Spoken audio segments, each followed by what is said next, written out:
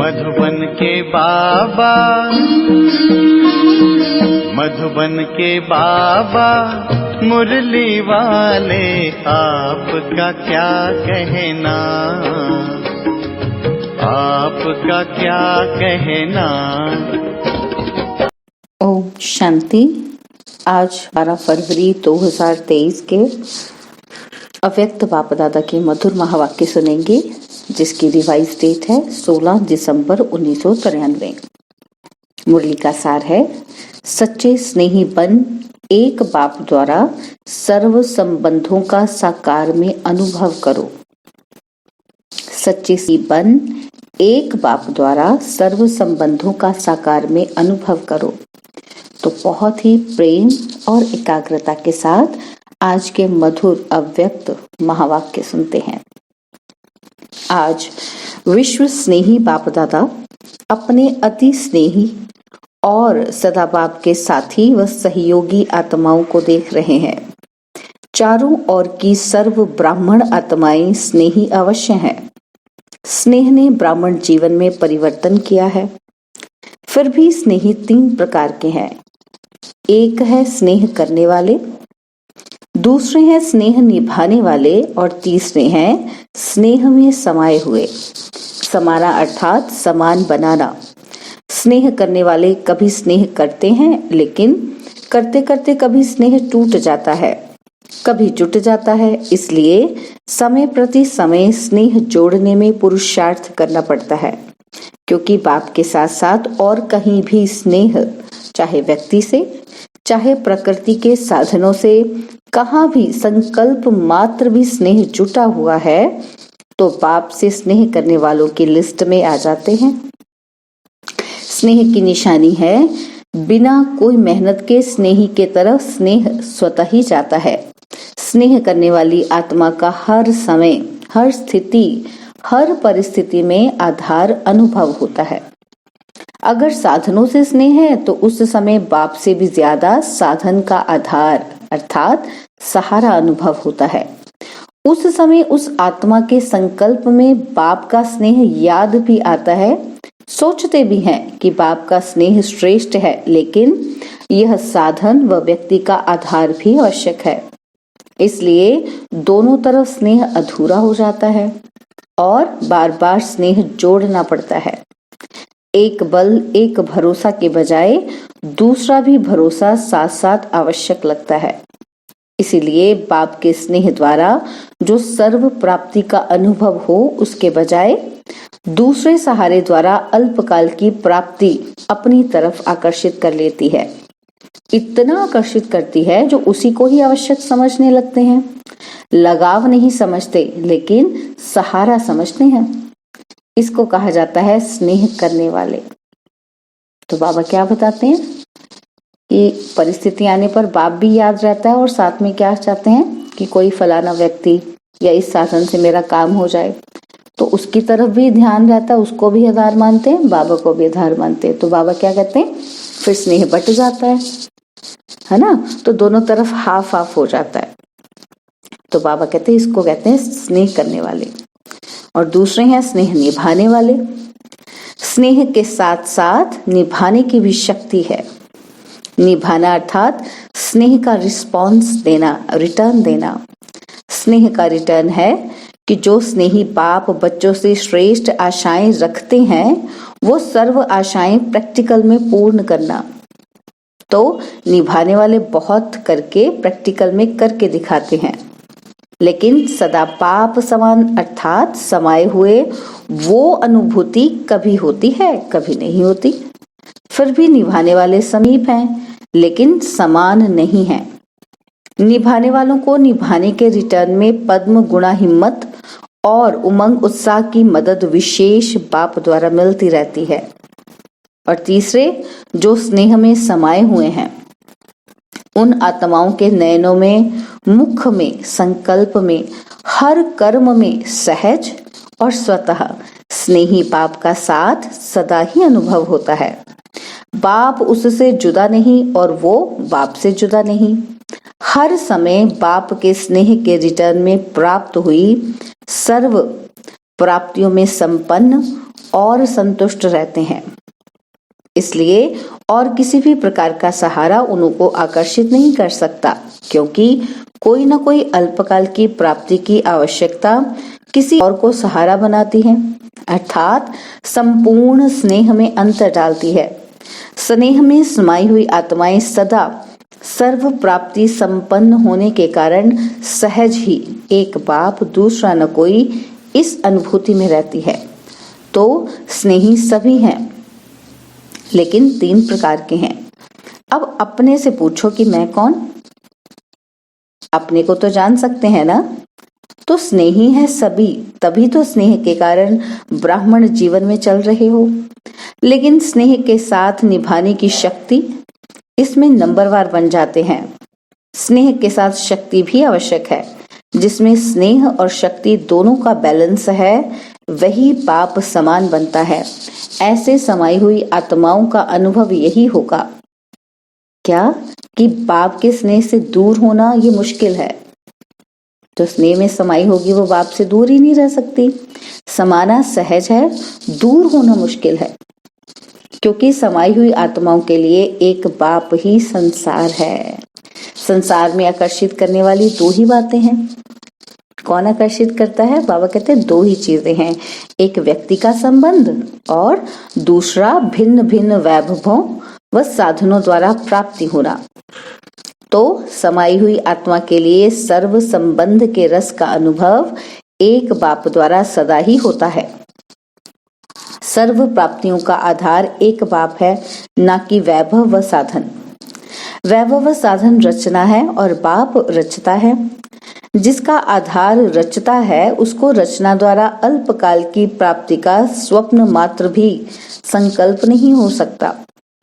बाप दादा को कभी कभी बच्चों की स्थिति को देख हंसी आती है, क्योंकि आश्चर्य तो नहीं कह सकते, फुल स्टॉप है। चलते चलते बीज को छोड़ टाल टालियों में आकर्षित हो जाते हैं। कोई आत्मा को आधार बना लेते हैं, कोई साधनों को आधार बना लेते हैं, क्योंकि बीज का रूप रंग शोभनिक नहीं होता और टाल टालियों का रूप रंग बड़ा शोभनिक होता है। देहधारी के संबंध का आधार देह भान में सहज अनुभव होता है और बाप का आधार देह भान से परे होने से अनुभव होता है। तो देह भान में आने की आदत तो है ही, ना चाहते हुए भी हो सकते हैं। इसलिए देहधारी के संबंध का आधार व सहारा सहज अनुभव होता है। समझते भी हैं कि ये ठीक नहीं, फिर भी सहारा बना लेते हैं। तो बाप दादा देख देख मुस्कुराते रहते हैं। क्या कहते हैं बाबा इसमें? कि जो बाबा की अनुभूति है वो तो देह भान से परे है, यानी कि आत्मिक स्थिति है। तो आत्मिक स्थिति में हम टिकते नहीं हैं, हम देह में रहते हैं। तो देह के जो आधार हैं, कोई और व्यक्ति है या कोई साधन है, वो हमें ज्यादा रिलायबल लगता है। तो बाबा कहते हैं वो शोभनिक होता है ना, इसलिए उस पर यकीन विश्वास जल्दी बैठ जाता है। तो बीज शोभनिक नहीं लगता। तो देह भान से परे जब हो जाते हैं तो बाबा का आभास हम नहीं कर पाते, अनुभव नहीं कर पाते, है ना। तो बाबा ये देख देख मुस्कुराते रहते हैं। उस समय की स्थिति हंसाने वाली होती है। जैसे आप लोग क्लासेस में वो भाषणों में एक तोते की कहानी सुनाते हो ना, कि उसको मना किया कि नलके पर नहीं बैठो, लेकिन वो नलके पर बैठ के बोल रहा है कि नलके पर मत बैठो। तो ऐसे बच्चे भी उस समय मन में अपने आप से एक तरफ यही सोचते रहते हैं। क्या सोचते हैं? कि एक बाप दूसरा न कोई। बार बार अपने आप से रिपीट भी करते रहते, लेकिन साथ साथ ये भी सोचते कि स्थूल में तो सहारा चाहिए। तो उस समय हंसी आएगी ना, और उस समय फिर माया चांस लेती है। बुद्धि को ऐसा परिवर्तन करेगी जो झूठा सहारा ही सच्चा सहारा अनुभव होगा। जैसे आजकल झूठा सच्चे से भी अच्छा लगता है, ऐसे उस समय रॉन्ग राइट अनुभव होता है। जो रॉन्ग है वो क्या लगता है? सही लगता है। और वो रॉन्ग बात, झूठा सहारा, उसको पक्का करने के लिए, झूठ को सच्चा साबित करने के लिए, जैसे कोई भी कमजोर स्थान होता है ना, तो उसको मजबूत करने के लिए पिलर्स लगाए जाते हैं। तो माया भी क्या करती है?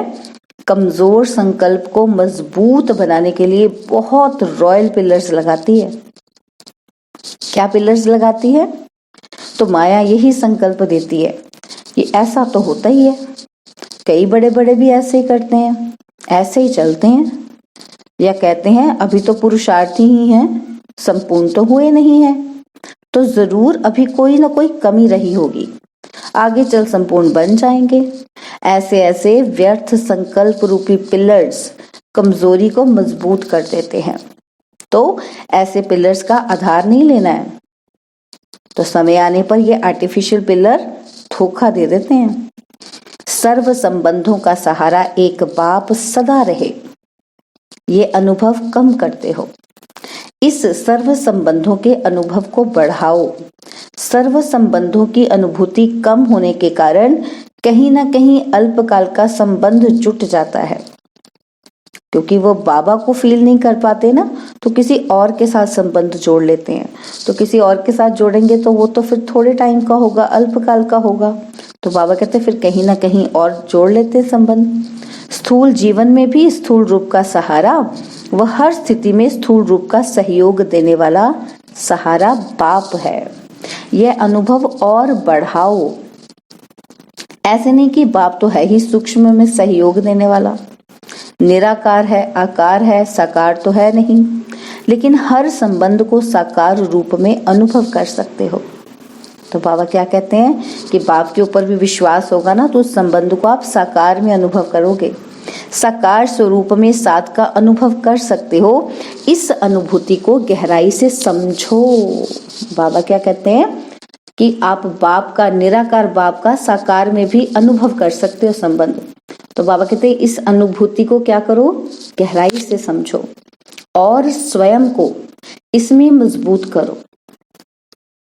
तो फिर क्या होगा, तो व्यक्ति वैभव व साधन अपनी तरफ आकर्षित नहीं करेंगे। साधनों को निमित्त मात्र कार्य में लाना व साक्षी हो सेवा प्रति कार्य में लगाना, ऐसी अनुभूति को बढ़ाओ कि मैं निमित्त हूं और साक्षी होके करो। तो बाबा कहते हैं सहारा नहीं बनाओ, निमित्त मात्र हो। इसको कहा जाता है स्नेह में समाई हुई समान आत्मा। क्योंकि अगर बाबा के स्नेह में समाये हुए हैं तो फिर काम करने वाला कौन, बाबा। करण करावनहार तो वही है।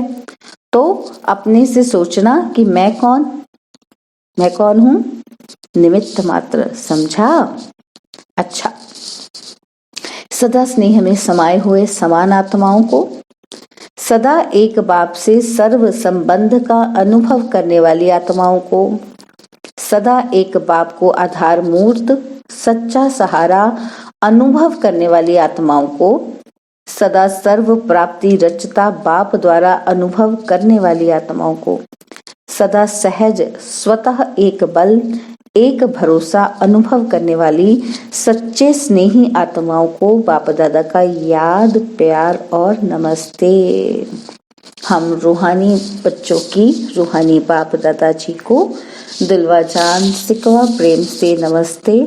ओम शांति। प्यारे बाबा, मीठे बाबा, मेरे बाबा, शुक्रिया बाबा, शुक्रिया बाबा, शुक्रिया बाबा।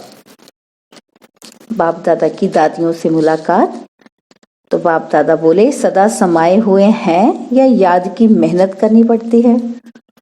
तो दादियों से पूछ रहे हैं बाबा, सिवाय एक बाप के और कोई दिखाई नहीं देता। जब कहानियां सुनते हो तो हंसी आती है ना, कहानी जब तक चलती है तब तक समझ में नहीं आती, और जब कहानी समाप्त होती है तो सोचते हैं ये क्या हुआ, मैं थी या कोई और था, ऐसे भी सोचते हैं, है ना। क्योंकि उस समय परवश होते हैं ना, तो परवश को अपना होश ही नहीं होता है। जब अपना होश आता है तो फिर आगे बढ़ने का जोश भी आता है। अच्छा, संगठन बढ़ता जा रहा है और बाबा कहते हैं बढ़ता ही रहेगा, और आप निमित्त आत्माएं ये सब खेल देख हर्षित होते रहते हो। सभी चल रहे हैं, कोई चल रहा है, कोई उड़ रहा है, और आप लोग क्या करते हो, उड़ते उड़ते साथ में औरों को भी उड़ा रहे हो, क्योंकि रहम दिल बाप के रहम दिल आत्माएं बन गए। तो रहम आता है ना, घृणा नहीं आती, लेकिन रहम आता है, और यह रहम ही दिल के प्यार का काम करता है। अच्छा, जो भी चल रहा है अच्छे से अच्छा चल रहा है।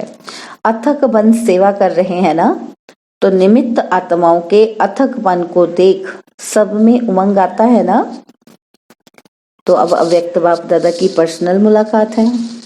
बाप दादा कहते, साधारणता को समाप्त कर विशेषता के संस्कार नेचुरल और नेचर बनाओ। अपने को सदा संगम युग के रूहानी मौजों में रहने वाले अनुभव करते हो? पूछते हैं बाबा की करते हो?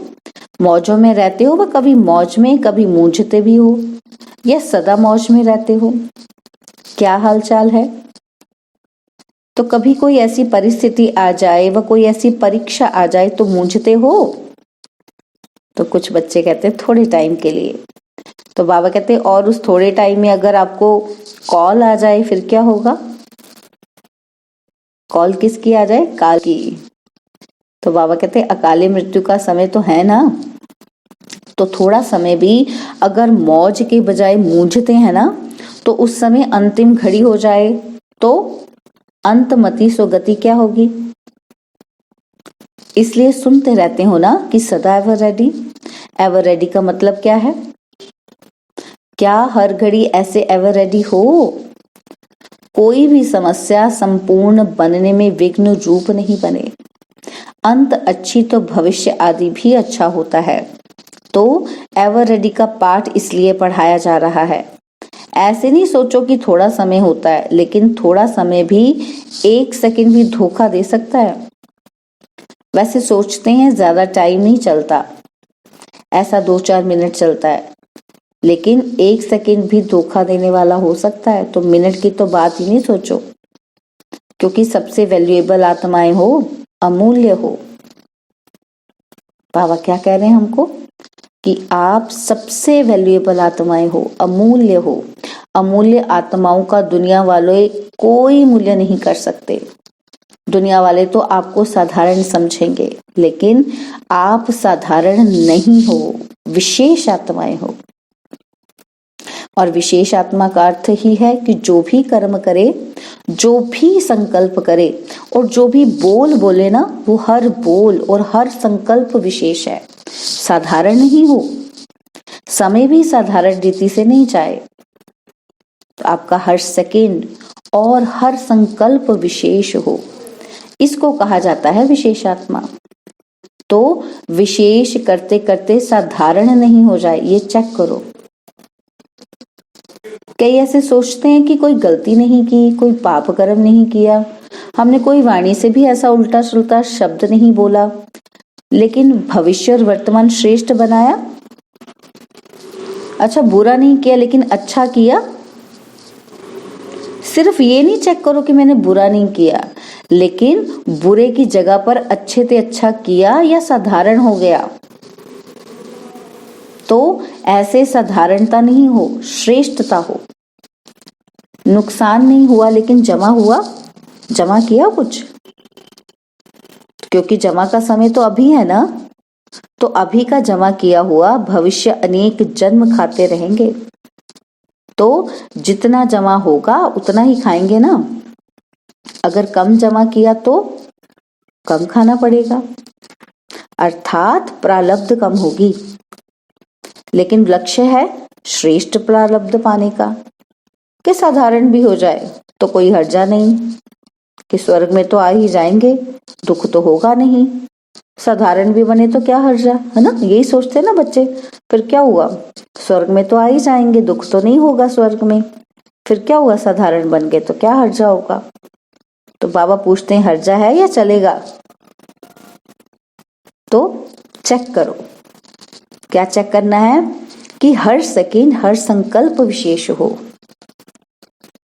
जैसे आधा कल्प के देह भान का अभ्यास नेचुरली ना चाहते हुए भी चलता रहता है ना, तो ऐसा देह अभिमान में आना नेचुरल हो गया है ना। तो ऐसे देही अभिमानी अवस्था नेचुरल और नेचर हो जाए, तो जो नेचर होती है वह स्वतः ही अपना काम करती है। सोचना नहीं पड़ता, ऑटोमेटिक हो जाता है ना, बनाना नहीं पड़ता, करना नहीं पड़ता, लेकिन स्वतः ही हो जाती है क्योंकि वो नेचर बन गई। तो ऐसे विशेषता के संस्कार नेचर बन जाएं और हर एक के दिल से निकले। क्या? ऐसे नहीं कि ये मेरी नेचर है, यही है, मेरी नेचर ये नहीं है। हर एक के मुख से, मन से यही निकले कि मेरी नेचर है। क्या है? कि मेरी नेचर ही है विशेष आत्मा के विशेषता की। तो ऐसे है या मेहनत करनी पड़ती है? जो नेचर होती है ना, उसमें मेहनत नहीं होती। किसी की नेचर रमणीक है तो स्वतः ही रमणीकता चलती रहती है ना। हंसी मजाक की नेचर होगी तो वो हंसी मजाक ही करेगा हर बात में, उसको पता भी नहीं पड़ेगा कि मैंने क्या किया। कोई कहेगा तो भी कहेंगे कि मैं क्या करूं, मेरी नेचर है। तो विशेषता की भी ऐसी नेचर हो जाए। कोई पूछे आपकी नेचर क्या है, तो सबके दिल से निकले कि हमारी नेचर है ही विशेषता की, हम विशेष हैं। साधारण कर्म की समाप्ति हो गई, क्योंकि मरजीवा हो गए ना, तो साधारणता से मर गए, विशेषता में जी रहे हैं, माना नया जन्म हो गया। बाबा के बच्चे बने तो विशेष हो गए ना हम, तो हमारा नया जन्म हो गया। तो साधारणता पास्ट जन्म की नेचर है, अभी की नहीं, क्योंकि नया जन्म ले लिया। तो नए जन्म की नेचर विशेषता है, ऐसे अनुभव हो। तो अभी क्या करेंगे? क्या करेंगे अभी? साधारणता की समाप्ति। संकल्प में भी साधारणता नहीं। तो माताएं मौज में रहती हो, कितना भी कोई मुझाने की कोशिश करे, लेकिन आप मौज में रहो। बाबा कहते हैं आप मौज में रहो।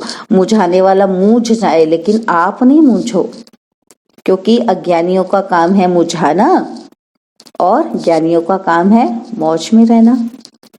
तो वो अपना काम करे और आप अपना काम करो। सदा मौज का अनुभव करो, तब तो फलक से कह सकेंगे। होंगे तभी तो कहेंगे ना, जो होगा ही नहीं तो वो कह भी नहीं सकता। चैलेंज कर सकते हो कि हम मूझने वाले नहीं हैं, कर सकते हो चैलेंज, क्योंकि आप विशेष आत्माएं हो। तो क्या याद रखेंगे? मौज में रहने वाली विशेष आत्मा है। ऐसे हिम्मत वाले हो ना, तो हिम्मत वालों को मदद स्वतः ही मिलती है। अच्छा, बाबा ने वरदान दिया, सहज विधि द्वारा विधाता को अपना बनाने वाले सर्व भाग्य के खजानों से भरपूर भव। सहज विधि द्वारा